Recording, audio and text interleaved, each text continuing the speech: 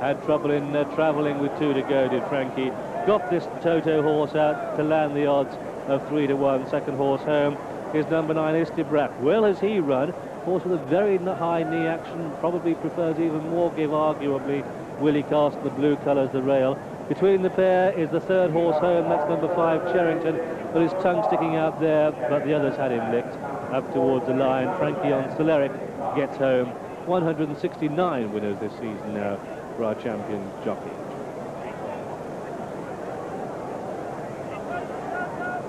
Well, Frankie Dettori may be happy now, but for an awful lot of this race, he looked very much like a man in prison with no immediate prospects of release. He'd been even more shut up than that earlier in the race when he was over on the rails, but now, luckily for him, a lovely big gap comes between Cherrington and Star Rage, and Celeric, to do him credit, goes through it really well. Istibrak running on the rails tremendously well. He never gives in. Cherrington looked the possible winner at that stage. Star Rage has just about had it on the outside, but from here on it's just another of those nip and tucks. Istibrak really running on well. I don't know if Willie had wanted to be in front, but Willie did tremendously well, kept finding, but this Celeric, he is improving.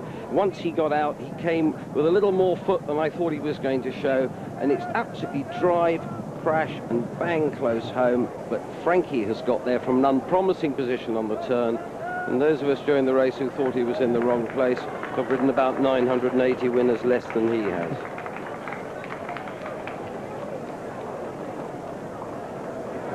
And Willie Carson coming back on the runner-up. There is Istibrak, there's Cherrington, the 9 to 2 chance. And here is the winner, Celeric. And at what stage ever was Frankie Dettori going to win? Except on the line, the champion jockey puts him in front to the chagrin of the bookmakers. Returned the 3 to 1 favourite. Hunted on in the offices this morning. The gamble continued here on the course. A delighted crowd, but only in the last 20 or 25 yards did they really breathe any hope at all. Worthy applause. Thoroughly deserved that applause for Frankie Dettori. He won't ride many better races than that and get on a winner, as he did with Celeric, and the punters loved it. The runner-up, Istibrak, 15 to 2 for favourite, with a third Cherrington sent off at 9 to 2. So the morning gamble landed, but quite a few punters really can thank the champion jockey for that one.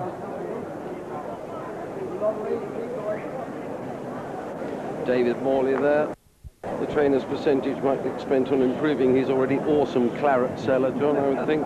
And this horse, barring the run, where, as I said before the race, he was barged to pieces after about a furlong and then 4.5 furlongs out of Royal Ascot. This horse has steadily improved and made amends for what was clearly an unlucky outing last time. Yes, Frankie was in real good spirits in the parade ring beforehand, chatting up both the trainer and his beautiful wife, but as I say, he had some nasty moments in the race, but that's what champion jockeys are for, isn't it? He stayed cool and produced the necessary when it was wanted. And what a good, tough horse this is. And what another good result for the punters after Cranston Jewel, who was well backed on course. The early morning price wizards were on Celeric this morning, and the on-course punters, they still wanted more on course. Let's see what the SP was. Yes, first number 3, Celeric, the 3 to 1 favourite. Second number 9, Istibrak at 15 to 2, and third number 5, Cherrington at 9 to 2. A good run also by the fourth there, Floating Line, who didn't get the best of runs. The totes there, they win £3.40, places 120, 220 and 160. The dual forecast £13.90 and 13 rand. Now Sandown, the 250 win for Michael Stout here. First number 4, Fire on Ice at 100 to 30. Second number 8, Ankarina at 8 to 1. And third number 3, Dr. Shivago at 6 to 1. Number 13, Timeless, the 5 to 2 favourite, and 13 rand. At Newton Abbot, the 3 o'clock, the second winner of the day for the Martin Pipe-David Bridgewater combination. Number 1, Too Much Too Soon, the 9 to 2 on favourite, making all by an unchallenged 25 lengths. Second number 3, Mabtul at 6 to 1. And third number 5, Velka at 20 to 1, 5 rand. definitely. Well, with us now, winning trainer David Morley. David, I mean, we've had a series of these at York over the last couple of meetings. Did you think you'd won? I didn't. To be honest, I didn't. I thought we were beat ahead. But then I turned around, I saw the beaming face of the Italian, and he said definitely to you, didn't he? Yes, he did. Yeah, he was sure he'd won. And I did say to Willie Carson, you know, well done. And he said, no, I'm beat. He said, you've won. Yeah. And David, he's been ridden like, Frankie's ridden him like that when he won at Newbury early in the season. He looked very unlucky last time on the same track, didn't he? He was at Newbury, yeah, when he was second. He rather lost his place going down the back, you know. Halfway down the back, he lost his place. The ground didn't help him. They watered it a lot, and it was quite false ground, you know. And Richard Hills rode him, and he said he was pulling very hard with him, and he just wanted to ease him back just to get him a bit more settled, you know, because he was rolling around in the ground anyway, you know, which wasn't helping him. But I think really the reason he got beat at Newbury was the fact that it was 2 miles in soft ground, and he's just a little bit weak still at the moment. See it out. Yes, I think if it had been good, fast ground, he probably would have won. And I think that's why he won there the time before and why he's won again here today. And the dam of this horse, I mean, has she not been a very good money spinner both for you and for the Spence family? Yes, well, Christopher Spence, you know, is my brother-in-law. He's married to my sister. I didn't know that. I beg your pardon. Susan, yeah. Right. And... even better. Even better, yeah. And, yes, I mean, she's been wonderful, the dam. You know, she's bred a Sesame and quite a few other winners as well, you know, and now this horse. So she's done marvellously well, yeah. And a real old favourite, Barouge, news of him? He probably will run at Kempton on Saturday, I think, in that 1 3 condition race. Fine, okay. No, sorry, it's a Group 3 race, actually. It's a 1 September 3. Stakes, yeah. Absolutely. Well, we look forward to seeing him there, and I mean, you haven't had the best of health over the past years. I mean, finishes like that surely can't do a lot for you. Well, I think my old ticker, you know, it's got quite used to them now, and you're hardened. We're still here, in one bit at the moment. and Fard, David, just before we go. Fard, well, he's impossible to place, you know. Because he won a Group 1 race as a 2-year-old, as you know, when he won the Middle Park. And, you know, he gets these enormous penalties in these races. And he was 5th in the King's Stand and ran very, very well. And he was 5th in the July Cup and ran very, very well. But, you know, there's hardly a race to run him in, and you're having to run him against older horses all the time. And he's really got no chance, poor little horse, you know. He'll be much better next year as a 4-year-old. And Fahal? Fahal... Sorry to sort of fire them all at you one by one. Fahal... yeah, he's fine. He worked nicely this morning, and I think he will run at Goodwood a week on Saturday in that 1 1/4 Group 3 race there. Well, that's very kind of you. Thanks for talking to us, and I hope you live to fight another day or another photo finish, shall I say? Hope so. Thanks very much. Thank you very much. Well, we now come to the presentation of the trophy for the Batley's Cash and Carry Handicap, the longest race on today's card. And the spoils of victory in the 1995 running of this contest for stayers goes to everyone connected with Celeric, his 4th win this season, given a great ride by Frankie Dettori. And it's my pleasure to invite Mrs. Rita Firth, wife of the Managing Director of Batley's Cash and Carry, Mr. Bruce Firth, to present the trophy to Mrs. Christopher Spence, whose husband is the winning owner. So many congratulations. Well done. Wade in, wade in.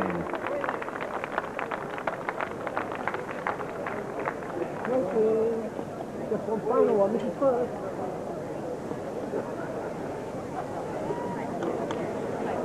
And thank you, Mrs. Firth, for making the presentation. There's a presentation.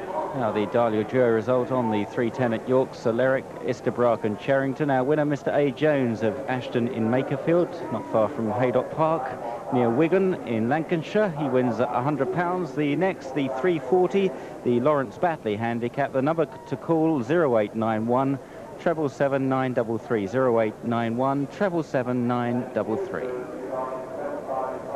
And now news from Baden-Baden, and a rare reverse for British Raiders overseas. The winner there, number 7, Lacadone, second number 5, Pasolini, and Silver Wedge having his first run for Lord Huntingdon, finishing in 3rd place after leading between the 2 furlong marker and the 1 furlong marker. Silver Wedge will now go for the Jockey Club Cup at Newmarket on William Hill, Cambridgeshire Day. That's a race you can see on Channel 4. Worst news of number 3, Camasine, who started odds-on favourite John Dunlop's stayer. He led till the 2 furlong marker, but weakened quickly, and John Dunlop said that the sticky ground didn't really suit the horse. Non-runner there, number 1, Camp David, and 6 ran. Well, early betting here, and once again, very popular favourites just gone in. So bookmakers now reluctant to go up. They can't because punters are drawing money off them, but some are going up. And I can see 5 to 1 the field. I'll go down your cards for you quickly in this race here. It's 7 to 1 Venture Capitalist, 5 joint favourite Branston, 7 Welsh Miss, 7 Green Perfume, 7 JNP, 12 to 1 Ziggy, 10 to 1 Tabuk, 6 to 1 against Lennox Lewis, 12 Master Planner, 7 Hello Mister, 14 Join the Clan, and 5 to 1 Jawler. You know that Pato and How's Your Father are non-runners, and a fair race for favourites. 8 favourites and 26 runnings have won it, but the last 3 have gone in at 4 to 1 clear favourite and 6 to 1 twice clear favourite, and one of those was Master Planner 2 years ago. So turning into a fair race of favourites at the moment, 5 to 1, each of 2, Branston Abbey and Jawlat, and we've already had Branston Jewel. Can Branston Abbey go in for the family for the second time? Oh, isn't it awful to hear about the bookies having a hard time of it? Well, we've had some tremendous finishes at York throughout August. That was just yet another one. Close finish after 1 3/4 miles. Big Batley's Day here at York. It's the 8th year of their sponsorship. There's still 2 more gems for us to come. Gems, we hope, on Channel 4. Some really good sprinters in action very shortly. Don't go away.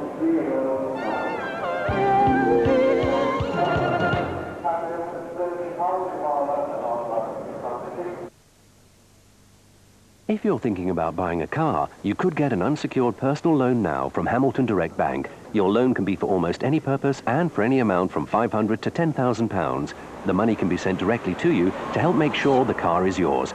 We're offering our lowest rate ever of 13.8% APR for loans from £5,000 to £10,000. Loans less than £5,000 are at 16.9% APR. So call 0800 85 0800. That's 0800 85 0800. We have the money to hand. It's time for this season's fabulous Grattan Fashion Show. Don't miss your free catalogue. Call 0800 313 313 now. The clothes for autumn and winter are sensational. With hundreds of fashion ideas you'll love and clothes for every occasion. Casuals, classics, evening wear.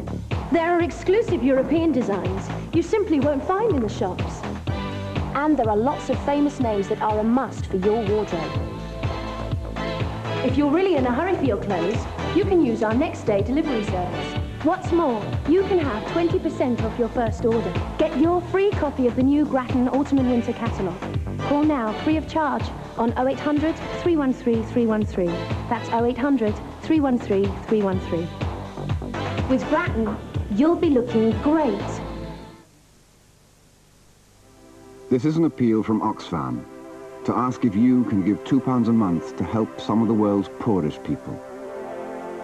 Give a man a fish and he'll feed himself for just a day. But give him the means to catch his own fish and he'll be able to feed himself and his family for a whole lifetime. A cup of water might quench her thirst for an hour. But give £2 a month to Oxfam, and you'll help her dig a well, giving her children safe, clean water, protecting them from diseases which kill thousands every day. A bowl of grain could feed her for a few days, but £2 a month can provide seeds and tools, enabling people to grow food for themselves and for future generations. People in the third world don't want to live on handouts. All they want is the opportunity to work themselves out of poverty and the chance to live dignified and independent lives. With your help, we can do so much more. So please ring 0800 31 31 31 and give just £2 a month or whatever you can afford. That's 0800 31 31 31. Thank you. Here, the the best dance album of the year with the original. The Out Here Brothers and the Shaman. To the routine, and it makes sense that he goes down alone, or as much alone as possible. Better for him, better for the punters. Well, what about another of the field here? Well, 2 seasons ago, Welsh Miss won the 5 furlongs conditions race at this very meeting, and since then she's held her form pretty well, and in the Black Duck Stakes in July, both she and Branston Abbey were just behind Tajanub and Epigris. It's Epigris, the black colours, Welsh Miss on the right, Tajanub between the pair. Paris Gate is back in 4 and going nowhere. Branston Abbey finishes with a flourish, but will need to. They're inside the final furlong now. It's going to be a rush to the line. Blue colours, Tajanub. Here goes Welsh Miss on the outside, and Tajanub and Epigris is rallying. A 3-horse ball as they race up towards the line. It's going to be very close this. Oh, a photo! From still £8 above last winning mark in a handicap, last mark in a handicap. She's really tough, consistent filly, but the problem is that with this rating she's on at the moment, she's going to find it difficult to get her head in front, finding improvement to meet this sort of mark earned outside handicap. The oldest trainer in training, and this is, well, the fastest horse he's trained for a long time. Of course, he trained Nickel Coin to win the Grand National and Gay Record to win the Queen Mother's 100th race. A wonderful trainer, and Hello Mister at Sandown ran a race which promised really well, I thought. Now he's coming to the Boyle. Sadly, he has been beaten since then at Goodwood, but he was really... And it's Jawlart running the rail with Tabukan on the outside, Master Planner 1, 2 and 3. Welsh Miss, JMP and Branston Abbey follow these through. Lennox Lewis hasn't got to the front of the day. Join the Clans travelling well off the pace. Hello Mister's coming with a run on the wide outside. Venture Capitalist starts a run from way down the pack. They've got a quarter of a mile to go. JMP now has got into a forward line. So too on the rail, the pale colours Branston Abbey. There's Branston Abbey and JMP, and Hello Mister are the 3 who go for the line. Here comes Venture Capitalist and the spotted cap off the pace. They're inside the final furlong, and Branston Abbey and Hello Mister down the centre of the track. Branston Abbey, Hello Mister, Venture Capitalist finishing fast, but it's going to be Branston Abbey who takes it at the line. Branston Abbey the winner of photo, second Venture Capitalist and Hello Mister. That is close. Then JMP in 4, clear of Lennox Lewis, and joined the Clan, who for me was very unlucky and watched for that one in the Portland. Then came Master Planner and Tabuk, followed by Jawlart, and Jawlart in front of Green Perfume and Welsh Miss, and dropping right away was Ziggy's Dancer.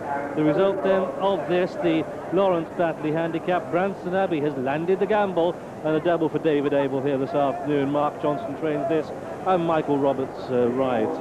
It's a very close call for second place between, as we edge to the line, at the bottom of those 2 we have Venture Capitalist. That's with the cross belts. The top of the picture is Hello Mister, and they're just a... His latest success on July the 22nd was over a mile and a half, fully 5 furlongs further than the first one back on April 16th. 7 to 17. Expensive journey to Australia, although I don't suppose the Godolphin coffers are short of the odd airfare to Australia, John. No, if he was trained by anybody else, you'd be really worried about him.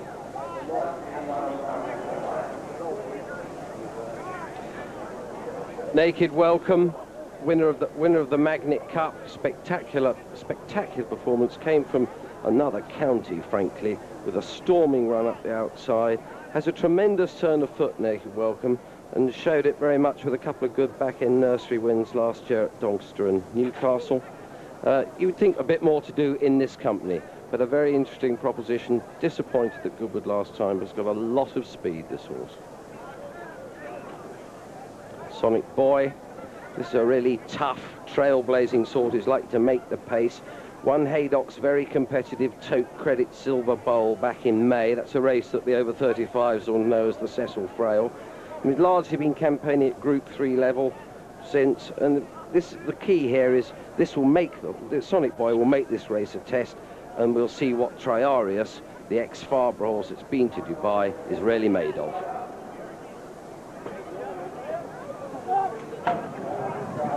So they break away, and Sonic Boy goes into the lead. Triarius in second place. Showing in third, we have Be Mindful, Settle Better Today, and Naked Welcome, the Yellow Jacket, the outside. In this, the famous Grouse Strensel Stake, that's over 9 furlongs. And they're through the first of them, and in the Indian file they go, with The red cap, Sonic Boy leading. From the blue colours, Triarius. The blue with the white cross belts, Be Mindful. And the yellow jacket out the back as they come inside the final 7 furlongs. We have Naked Welcome. Just over 3/4 of a mile to go then. Make this first dogleg turn with Sonic Boy showing the way, pulling them along. Triarius is second, and then 2 lengths back to Be Mindful. And Naked Welcome came with that rare rattle to win the Magnet Cup, and is going to have to step on the gas to get there as they start the turn in. 5 furlongs to go. And Sonic Boy leading from my idea of the eye catcher in the race, really striding out well, Triarius, and he caught the eye of those in the paddock as well. Smashing looking horses, Triarius. Back in 3rd place is Be Mindful, and there was money in the ring, and Naked Welcome was the one that Mac wanted to put on the screen, 4th of the 4 at this stage, but he said there was no money for Triarius. They come down towards the 2. Sonic Boy leads, Triarius the outside, wouldn't mind being on now. Frankie Dettori going on his 170th quest for the winner's enclosure, and I just think a Sousson comfortable. However, still got a furlong and a half to go. Triarius in the lead. Sonic Boy is a battler, and he will go to work. Be Mindful's back in 3rd.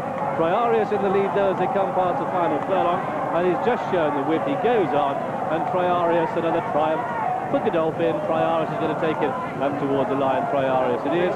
From in 2nd place, Sonic Boy, and it's a photo in 3rd, Naked Welcome, and Be Mindful. And so the result then of this famous Grouse Strensel Stakes of listed status, the odds on Jolly Triarius, although he didn't attract that much support in the ring, has justified his favouritism with a very smooth performance in the Godolphin team.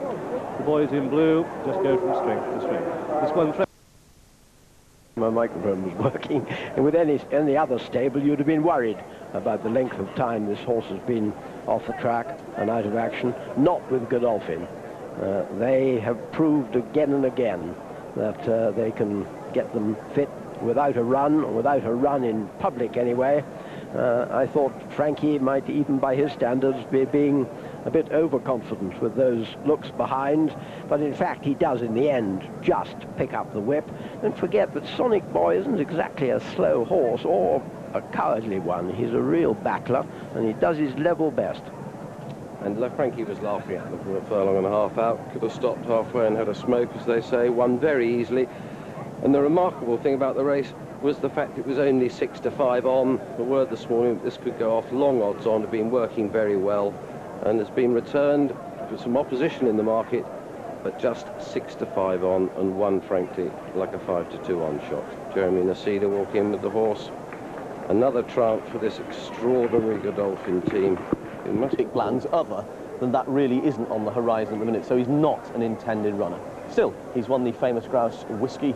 It was the race probably of as much excitement about that final furlong battle between this horse, who's been such an advert for the game, and Malotti, who's such an established favourite, an old star.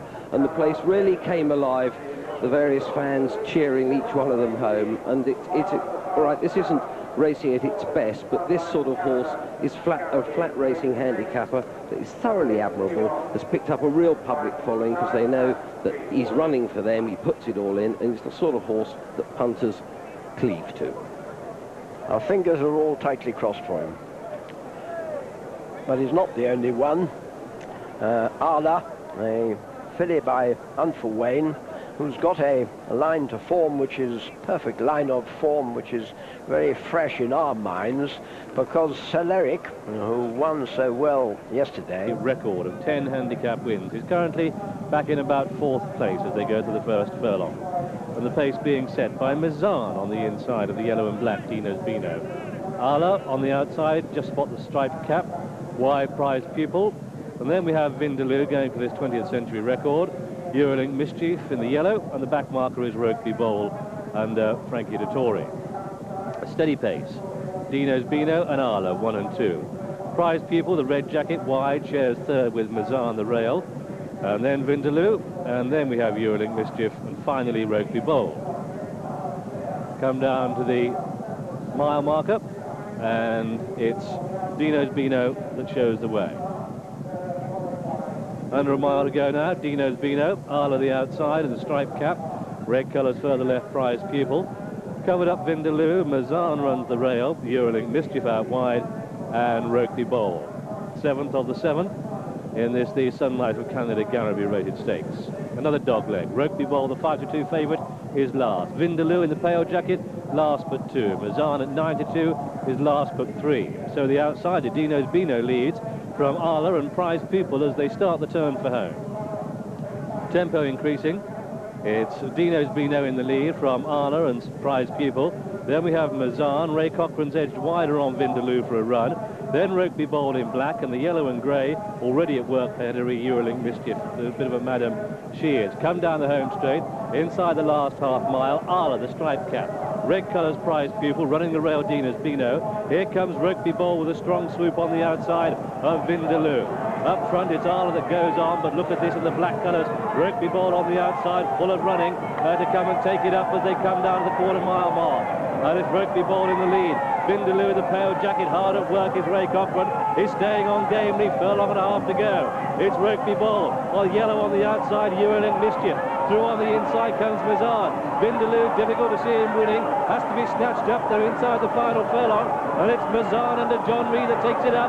It's Mazan scooting 3 clear from Rokeby Bowl and Yearling Mischief up towards the line. This goes to Mazan at the line. Mazan takes it. Mazan the winner, Rokeby Bowl second, Yearling Mischief third. The record-seeking Vindaloo fourth. Then we have Dino's Beano in front of Arla, and a big break then to